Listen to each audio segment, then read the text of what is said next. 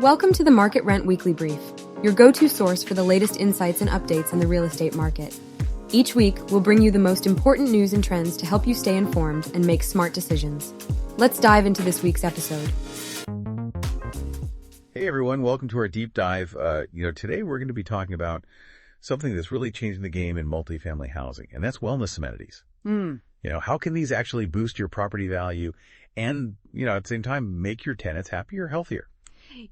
I think it's incredible to see how this whole trend has just exploded. Like the Global Wellness Institute, they reported that the global wellness real estate market, like in 2023, it was valued at $438 billion. Wow.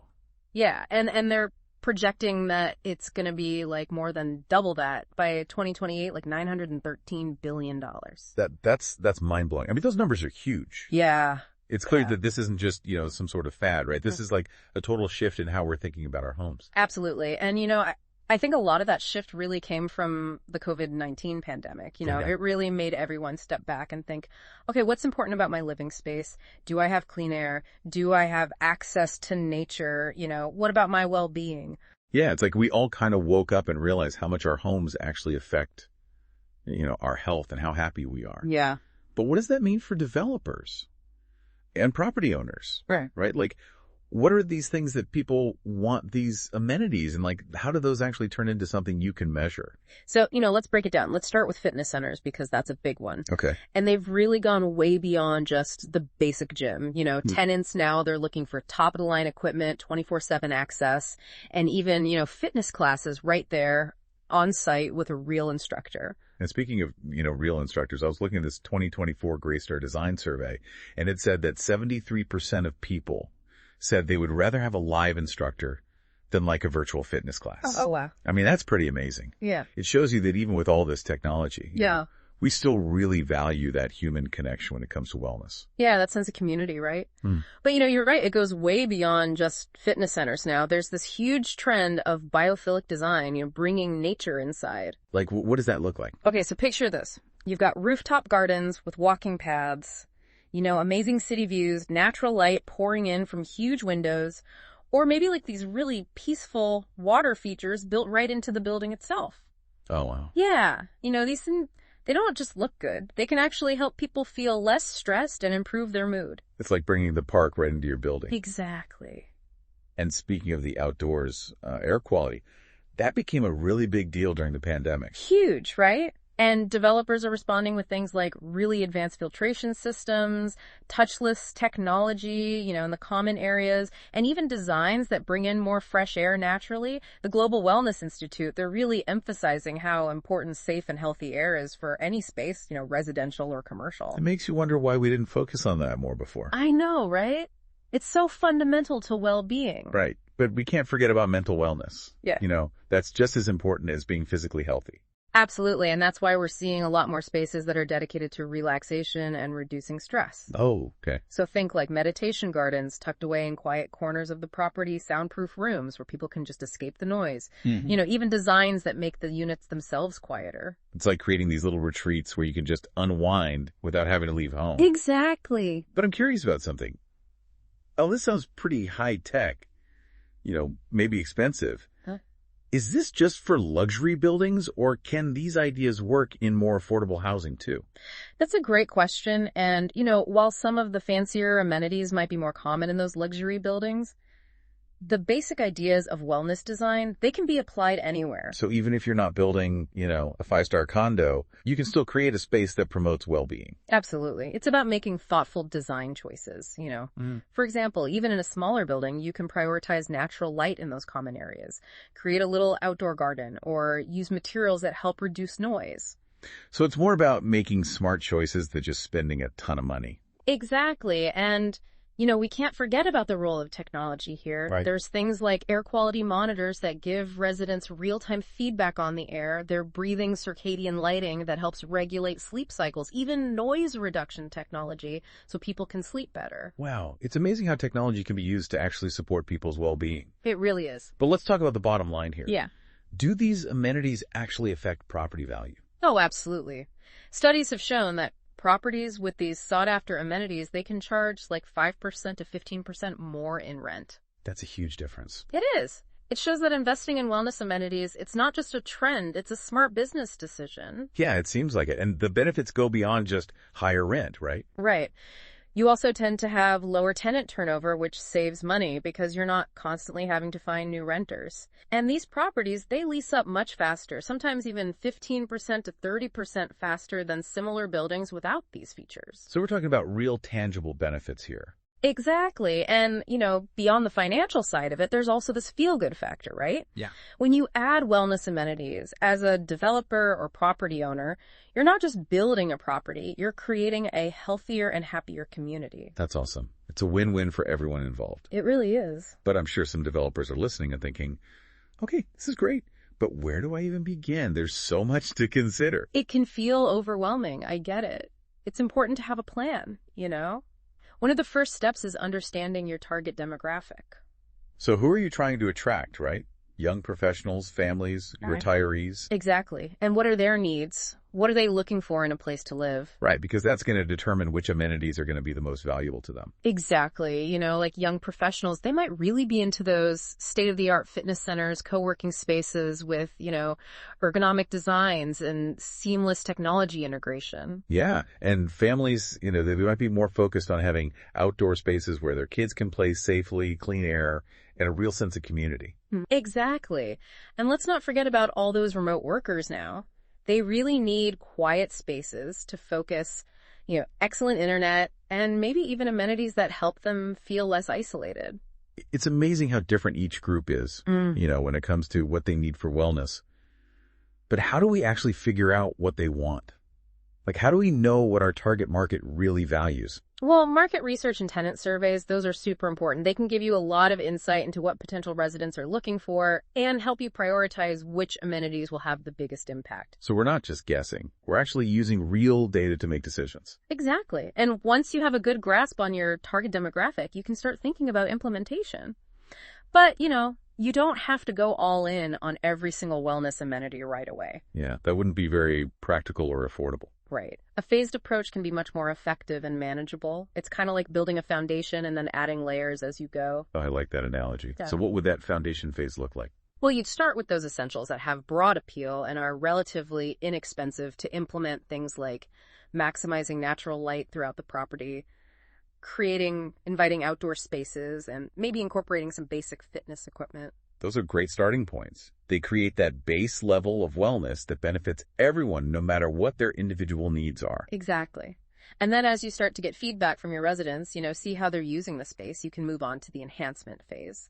This is where you can get a little more targeted and tailor your offerings to your specific demographic. So let's say your fitness center is always packed. Maybe you could expand it with more specialized equipment or create a dedicated yoga studio. Exactly. Or maybe you notice that residents are really looking for more opportunities to socialize. You could create a community garden or host events in those outdoor spaces. It's all about responding to the needs of your residents and making them feel at home. Right. And then finally you get to the differentiation phase. This is where you can really get creative and set your property apart from the competition. This is where those signature wellness features come in. Exactly. Think of it as developing a unique brand identity for your property, something that will attract and retain residents. Maybe it's a rooftop garden with yoga classes and breathtaking views, a state-of-the-art spa and wellness center, or even partnering with local businesses to offer exclusive services to your residents. Wow, the possibilities are really endless. They are. The key is to think outside the box and be innovative. Don't be afraid to experiment and try new things. You want to offer something truly special, something that elevates the entire living experience and sets your property apart in a crowded market. But it's not enough to just build these amazing amenities. You had to maintain them too, right? Oh, absolutely. Maintaining the quality of those wellness amenities is just as important as the initial investment. Regular maintenance, training your staff, and setting aside money to replace those features when they wear out are all crucial. You want to make sure that everything is always in top condition and working properly. Makes sense. A neglected meditation garden or a broken treadmill wouldn't exactly make people feel very zen. Exactly. It's about creating a sustainable approach to wellness, one that delivers value to residents for years to come. But how do we know if we're on the right track?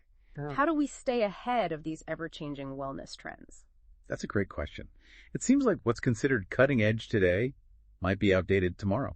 It's true. The world of wellness is constantly evolving. That's why it's so important to continuously gather feedback from your residents, regularly surveying them about their wellness priorities and observing how they're using those amenities can give you invaluable insights. So we're constantly adapting and improving based on real data, not just guesswork. Precisely. This data-driven approach allows you to fine-tune your offerings, maybe expand popular features or even discontinue ones that aren't being used. It's about creating a dynamic and responsive wellness experience that truly meets the needs of your residents. And once you've created this incredible wellness-centered property, it's time to spread the word. Marketing is key.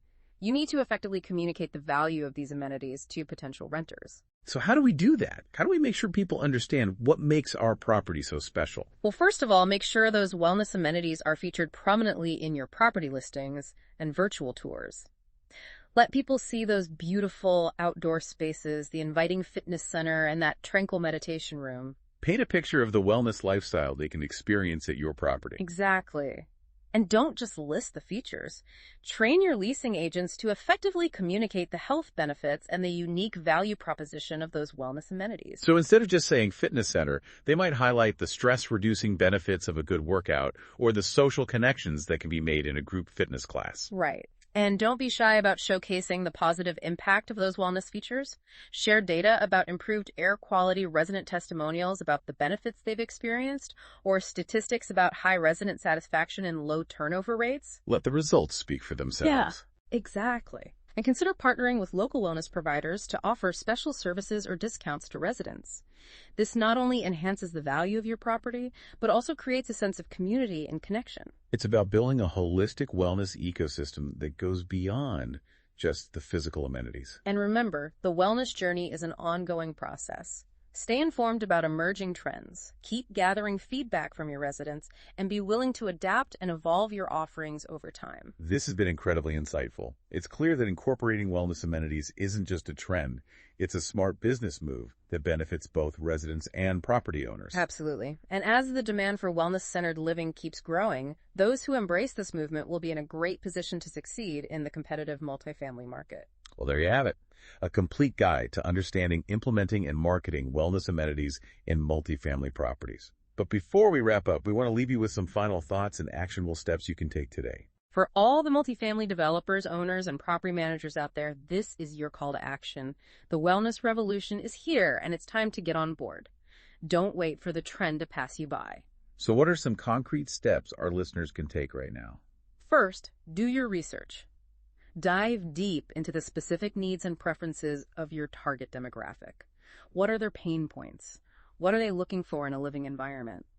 Once you understand your audience, you can tailor your wellness offerings to resonate with them. And remember, there are resources available to help you along the way. Organizations like the Global Wellness Institute and the Well Building Standard offer a ton of information and guidance on creating truly wellness-focused properties. Don't be afraid to get creative and think outside the box. Explore innovative design concepts, cutting-edge technology, and unique partnerships that can set your property apart. Look for ways to seamlessly blend indoor and outdoor spaces, incorporate biophilic elements, and create a sense of tranquility and connection with nature. And most importantly, remember that investing in wellness is an investment in your residents, your property value, and ultimately a healthier, happier world. You know, it really does feel like things are changing. Like we're starting to think about more than just, square footage and locations. We're starting to really prioritize how a space makes us feel. Yeah, that's a great way to put it. It's recognizing that where we live has a huge impact on our well-being. And for developers and property owners, this is a huge opportunity. It's not just about keeping up with the trends. It's about creating spaces that actually make people's lives better. I think the big takeaway here is that investing in wellness amenities isn't some kind of luxury anymore. It's a smart business strategy. And it pays off in so many ways, right? Like increased property value, happier tenants, and even a stronger sense of community. Exactly. It's a win-win for everyone. So for those listening who are ready to jump in, what are the most important things to keep in mind? I would say start with the basics. Maximize natural light, create those welcoming outdoor spaces, and really focus on clean air and noise reduction. Those are like the building blocks of a wellness-centered property. Right. And remember, you don't have to do everything all at once. Start with a few key amenities, and then you can add more based on what your residents are telling you. That makes sense. It's about taking a sustainable approach to wellness something that can evolve over time. And don't be afraid to think outside the box, Find ways to make your property stand out from the crowd. Maybe it's a rooftop garden with a meditation area, or a partnership with a local farm to bring in fresh produce for residents, or even offering some wellness workshops and classes. The possibilities are endless. The important thing is to be genuine and create a wellness experience that reflects your brand and really connects with your target market. I think that's a great point to end on. It's all about being intentional, creative, and really listening to what your residents need. And remember, by embracing this idea of wellness, you can create properties that are not only more profitable, but also contribute to a healthier, happier world. That's a great way to wrap things up. So that's it for our deep dive into wellness amenities in multifamily housing. We hope you found it helpful and inspiring. And for all those developers, owners, and property managers out there, we encourage you to take action.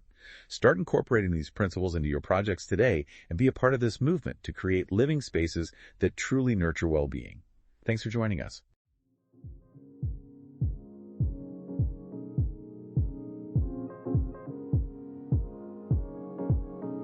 That's it for this week's edition of the MarketRent Weekly Brief.